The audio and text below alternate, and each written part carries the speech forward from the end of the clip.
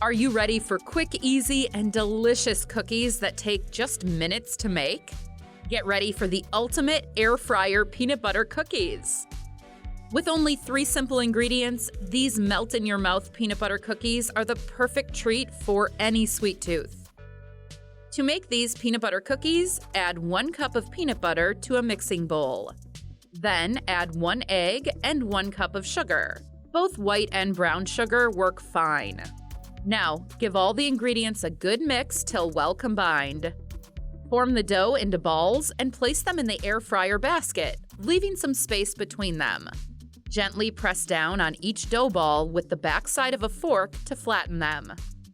Cook in the air fryer at 350 degrees Fahrenheit or 175 degrees Celsius for 5 minutes. If you liked these 3-ingredient peanut butter cookies, then you are going to love these 2-ingredient sweet potato oatmeal cookies here. Check it out now.